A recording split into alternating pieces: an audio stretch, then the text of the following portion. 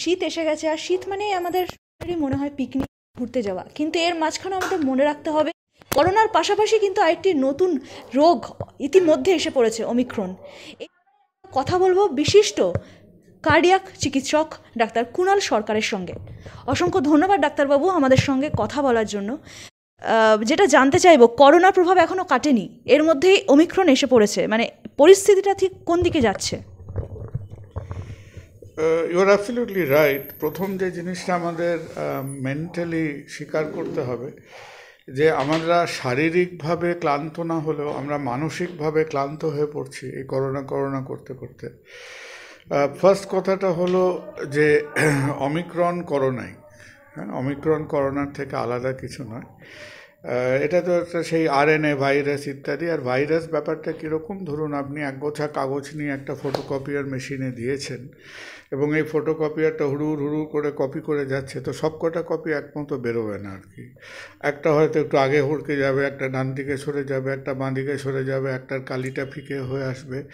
So even if you want to copy the same thing, আপনার একটা variation আসবে, এবং ভাইরাসের মধ্যে সেটাই হয়। এবং এই যে জবের থেকে চায়নার দাক্ষিণ্যে, চায়না দুটো ভালো জিনিস আমাদের দিয়েছিল, একটা হচ্ছে সিপিএম পার্টি ওয়েস্ট বেঙ্গলে, আর দুটো হচ্ছে কোভিড ভাইরাস উহান ল্যাবে। তো দুটোই সমান বিধ্বংসী ব্যাপার ছিল। তো খালি একটা শুধু পশ্চিমবঙ্গে সীমিত ছিল, একটা সারা পৃথিবীতে উৎপাত করছে। এখন ঘটনাটা কোথায় গিয়ে দাঁড়ালো, যে ওই উহানের সময় থেকে যদি আমরা দেখি হাজার হাজার হাজার হাজার মিউটেশন এসছে। It is the law of all viruses. আমরা কেন এবারটা এত কঠিন, এত ডিটেলে এটাকে দেখছি, কারণ আমার আপনার বা মানুষের ইতিহাসে এই প্রথম যে আমাদের কিছু জ্ঞান বুদ্ধি হয়েছে ভাইরাস স্ট্রাকচার এইসব নিয়ে, এবং আমরা একেবারে বলতে পারেন একে ওই হাতে জিপিএস নিয়ে হাঁটার মতো আমরা এটাকে ডিটেলে ট্র্যাক করতে পারছি। আগে কিন্তু আমরা পারিনি। আগে আমরা জানতাম না যে সে যখন স্প্যানিশ ফ্লু হয়েছিল তখন ভাইরাস ব্যাপারটাই কি, তার সম্বন্ধে একটা খুব আবছা ধারণা ছিল। সো অমিক্রন কোভিডই, ভারতবর্ষে যেরকম ডেল্টা এসেছিল, ডেল্টা এসেছিল আমাদের সেকেন্ড ওয়েভের সময়। আমাদের প্রায় ভাত ঘুম ভেঙে ডেল্টা যে এসেছে তাকে চীনে পৃথিবীকে বলতে বলতে 4 মাস লেগে গেছিলো। সাউথ আফ্রিকা কিন্তু অনেক তাড়াতাড়ি within a period of 1 week এটা সবাইকে বলেছে। এখন দেখুন ব্যাপারটা হলো কি, যে আমাদের প্রচুর লোকের সেকেন্ড ওয়েভে জ্ঞানত অজ্ঞানত একটা এক্সপোজার হয়েছিল। পরবর্তীকালে যখন আমরা ওই সেরো সার্ভে করেছি, আমরা দেখেছি যে বড় বড় শহরে কম বেশি প্রায় 75-80% লোকের এক্সপোজার হয়েছিল। যে ছেলে মেয়েদের, বাচ্চাদের আমরা বাড়িতে আটকে রেখেছিলাম, তাদেরও প্রায় 60% ওয়াজ ক্যারিং অ্যান্টিবডিজ। তার মানে তাদেরও কোত্থেকে এসেছে। তাদের আমরা স্কুলে যেতে দিইনি, কলেজে যেতে দিইনি, মানেই যে তারা প্রোটেক্টেড ছিল তা নয়। So they were also exposed. তো আমাদের একটা ইমিউনিটি আগের থেকে ছিল, এবং তার সঙ্গে সঙ্গে প্রথম 2-3 মাস একটু খুঁড়িয়ে চলার পর আমাদের ভ্যাকসিনেশনের অনেক উন্নতি হয়েছিল। There is lot of vaccination. এখন ভারতবর্ষে এত ভ্যাকসিন আছে, আপনি চায়ে একটা ভ্যাকসিন দিয়ে খেতে পারেন চাইলে, কিন্তু ভ্যাকসিন ব্যবহার করার কেউ নেই। কিন্তু অমিক্রন আমাদের দুটো জিনিস দেখাচ্ছে অ্যাট দ্য মোমেন্ট। এই যে সপ্তাহ 3 ধরে সাউথ আফ্রিকাতে দাপিয়ে বেড়াচ্ছে, তাতে দুটো জিনিস সে দেখিয়েছে। খুব সম্ভবত, আমি জানি না যে আপনারা ছেলেবেলা চিড়িয়াখানায় যেতেন কিনা, আমরা যেতাম। আমাদের তত টিভি মোবাইল ফোন ছিল না। তো চিড়িয়াখানায় দেখতেন প্রতি বছর ওরা এক্সপেরিমেন্ট করতো, একটা জন্তুর সঙ্গে আর একটা জন্তু, হ্যাঁ, গাধার সঙ্গে ঘোড়া, জিরাফের সঙ্গে অমুক, এসব মিশ্র জাতি তৈরি করার চেষ্টা করতো। তো কোনো একটা মানুষের দেহেতে এই আমাদের সাবেকি কোভিড ডেল্টা ভাইরাস ছিল, এবং তার সঙ্গে একটা সাধারণ সর্দি কাশির একটা কমন কোল্ড ভাইরাস ছিল। So when the common cold virus merges with the COVID virus, তখন খুব সম্ভব এই অমিক্রনের উৎপত্তি, যার মধ্যে আমরা অনেক রকম ডিফারেন্স দেখেছি। এর এফেক্ট কী হয়েছে? দুটো এফেক্ট হয়েছে। একটা হয়েছে খুব তাড়াতাড়ি লাফিয়ে ইনফেক্ট করছে, যেমন ইনফ্লুয়েঞ্জা হয়। আমরা কতবার নিজেরা দেখেছি যে একটা স্কুলে, কলেজে, অফিসে কেউ আমার সঙ্গে কথা বললো, ভ্যাঁচ করে কাশছে, জ্বর হয়েছিল, অবধারিত আমার 2 দিন বাদে হবে একটা ভ্যাঁচ কাশি। So it is almost spreading like common cold influenza, faster. Number two, ওর স্প্রেডের মধ্যে যেটা একটু চিন্তার ব্যাপার, যে যাদের যাদের আগে হয়ে গেছে, যারা ভ্যাকসিন পেয়েছে, তারা নিজেদের যতটা প্রোটেক্টেড, সুরক্ষিত মনে করেছিল, সেই প্রোটেকশন কিন্তু অতটা পাচ্ছে না। অর্থাৎ যত মানুষ এখন সাউথ আফ্রিকাতে ডিটেক্টেড হয়েছেন, তাদের গুড 30% কিন্তু আইদার আগে এক্সপোজ বা ভ্যাকসিনেটেড। তার মানে প্রথম দেওয়ালটা, আমার বাড়ির সামনে দুটো বেড়া দেওয়া আছে, প্রথম বেড়াটা সে অতি সহজে টপকে যাচ্ছে। সেকেন্ড বেড়াটা কি? এবার সেকেন্ড আমার আপনার এক্সপেকটেশন কি ভ্যাকসিনেশন থেকে? আমাদের এক্সপেকটেশন হলো যে আমাদের খুব খারাপ ধরনের অসুখ হবে না, সিরিয়াস ডিজিজ, হাসপাতালে গিয়ে সে শোঁ করে অক্সিজেন লাগা, সেই ছটফট করা, সেই লক্ষ লক্ষ টাকার দামের ইঞ্জেকশন নেওয়া, দ্যাট পারহ্যাপস সেটাকে আমরা সিভিয়ার ডিজিজ বলি, সেটা হবে না। এখনও অবধি যা অভিজ্ঞতা সাউথ আফ্রিকাতে, তাতে হসপিটালাইজেশন কম, অক্সিজেন ইউজেজ অনেক কম। আর in spite of the fact যে আমরা যদি South Africa, Holland, Germany, United স্টেটসকে যোগ করি, বেশ কয়েক লাখ লোকের হয়ে গেছে।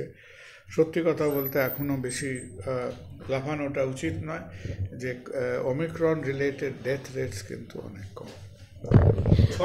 এখন আমাদের ভয়টা কোথায়? আমার আপনার ভয়টা কোথায়? একটু জ্বর সর্দি কাশি হলে আমরা খুব একটা ঘাবড়াই না। ভয়টা কোথায়? দেখবেন যে যাদের আরটিপিসিআর হবে, আরটিপিসিআরের নাম্বারগুলো বাড়তে থাকবে। ওমিক্রন ভারতবর্ষকে ডিটেক্ট করতে বেশ বেগ পেতে হবে। কেন বেগ পেতে হবে? প্রথম কথা হলো, আপনার কতবার মাথা ধরলে আপনি আরটিপিসিআর করবেন? বহু লোক করবে না। দ্বিতীয় কথা হলো, আরটিপিসিআর আমাদের শুধু কোভিড বলবে, আরটিপিসিআর তো বলবে না। আর ওমিক্রন হলে ওই সেই আজকাল লোকে যে ফ্যাশনেবল জামা কাপড় পরে আলো জ্বলে, কারোর গা দিয়ে আলো জ্বলবে না ওমিক্রন হলে পরে।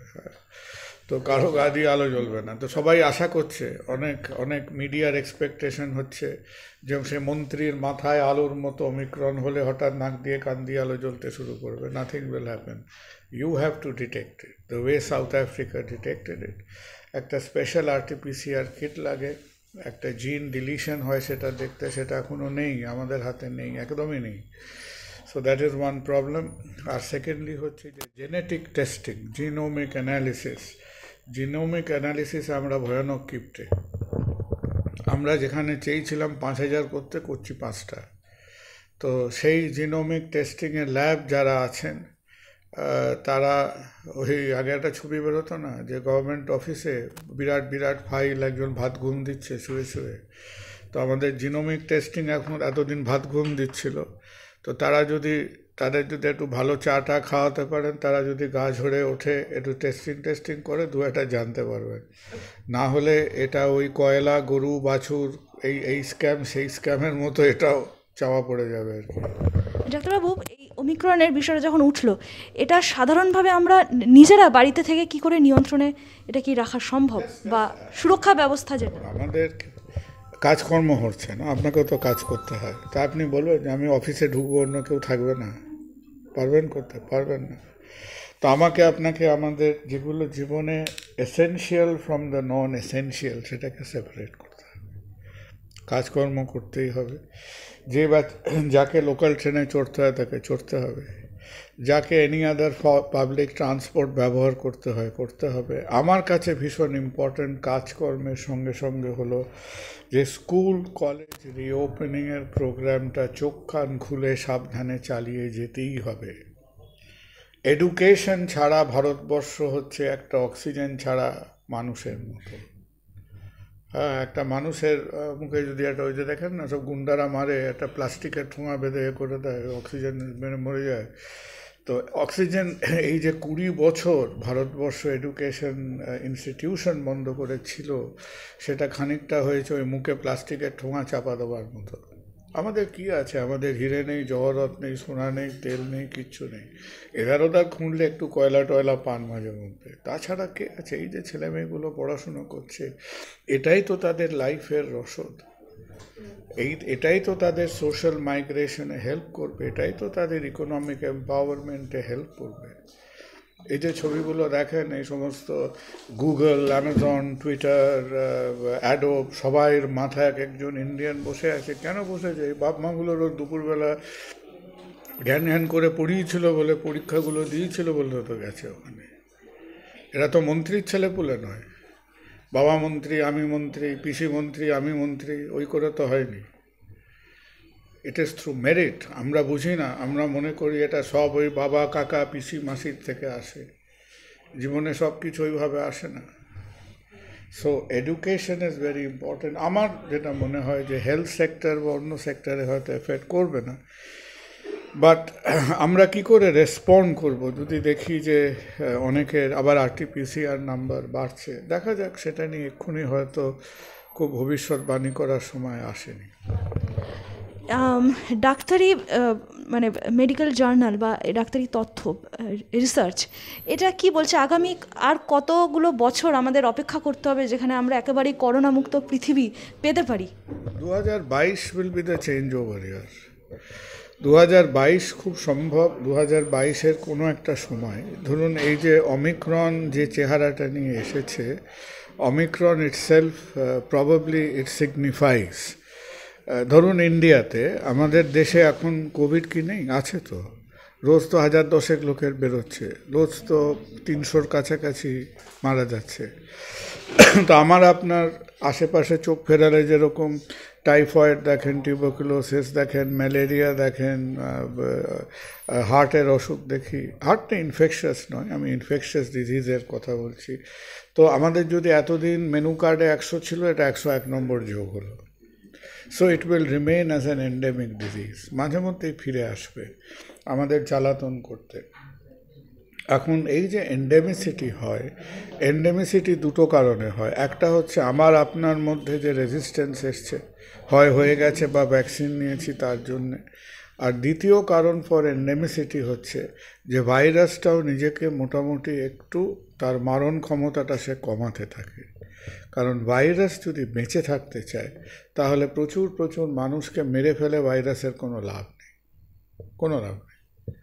আমার শরীরের মধ্যে 1 লক্ষ ভাইরাস আছে, আমি গায়ে জ্বর নিয়ে কাল মরে গেলাম, ভাইরাসটারও ক্ষতি, 1 লক্ষ ভাইরাসও মরে গেল। So virus doesn't want to die. So I think this is an evolution towards endemicity. আর সামওয়্যার আমার মনে হয় 2022-এ একটা সময় দেখবেন, কিন্তু এই ম্যাপটা তো কারো হাতে নেই না। আপনি পিছন ফিরে এই টাইম লাইনটা বলতে পারবেন।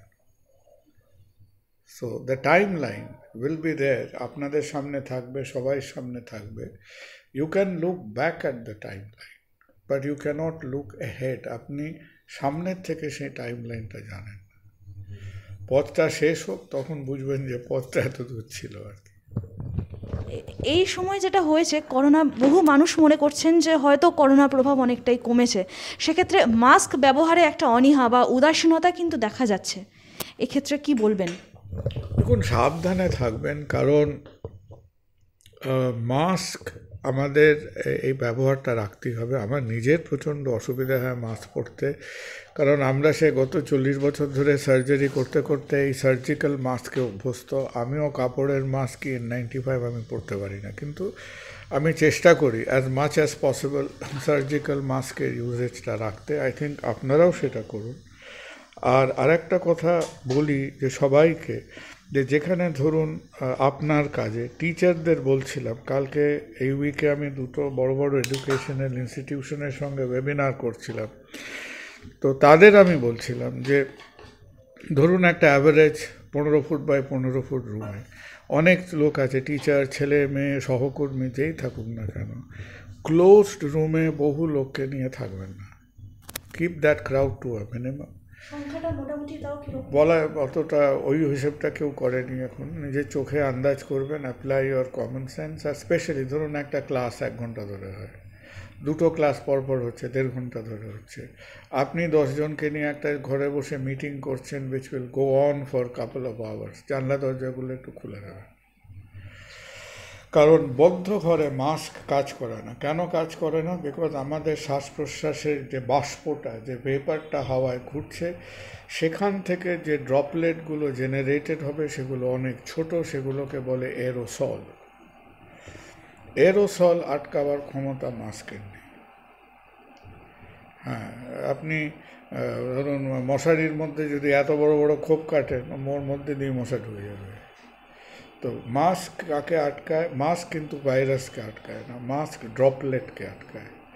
একটা ভাইরাস তার চারিদিকে জলের ওয়াটার ভেপার থাকে, ডাস্ট ফাস্ট থাকে, করে একটা 100 to 150 মাইক্রনসের মতো একটা পার্টিকেল তৈরি হয়। মাস্ক তাকে আটকায়।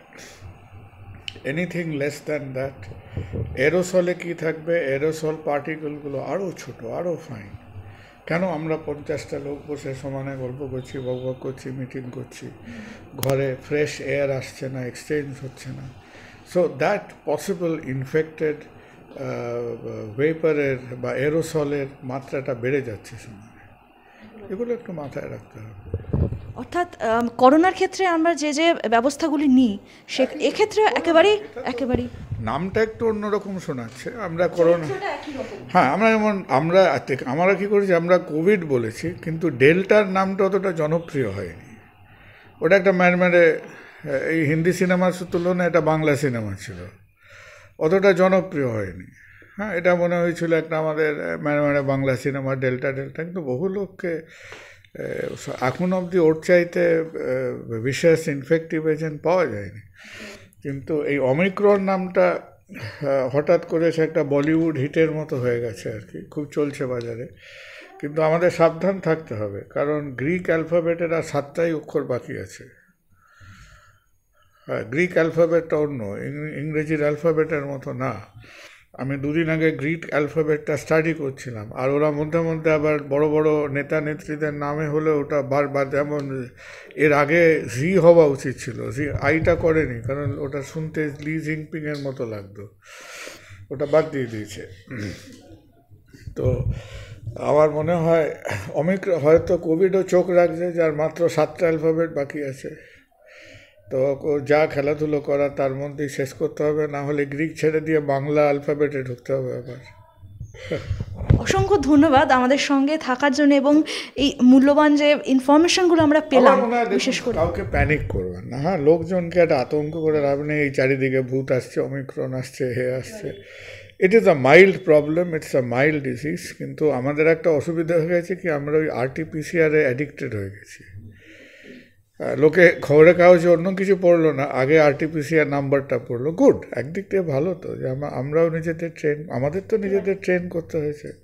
আমরা কোনোদিন সিলেবাসে পড়েছি RT-PCR কি, তার কত সংখ্যা? It does not cause panic, কিন্তু আমরা কি চাইছি না, আমরা নিজেদের সুস্থ রাখতে চাইছি, আর আমাদের ফ্যামিলির লোককে সুস্থ রাখতে চাইছি। আর আপনি যেভাবে স্বাভাবিকভাবে চলাফেরা করি, কাজকর্ম, পড়াশুনো, যেটা আমাদের কাছে প্রয়োজন, এসেনশিয়াল, সেটাকে আমি রাখতে চাইছি, তাই তো? আমরা চোখ রাখি, তাদের প্যানিক করে কোনো লাভ নেই। ডাক্তারবাবু যেটা বললেন যে অমিক্রন আসুক, এর প্রভাব হয়তো থাকবে আগামী 2022-এ, হয়তো সুখবর আমরা পাবো। তবে ততদিন অবধি কিন্তু যেভাবে আমরা সতর্কতা মেনে চলছি, আর কিছুটা সময় আমরা সতর্ক থাকতেই হবে আমাদেরকে। এতক্ষণ ক্যামেরায় সত্রাজিতের সঙ্গে ছিলাম আমি, অনুস্মিতা।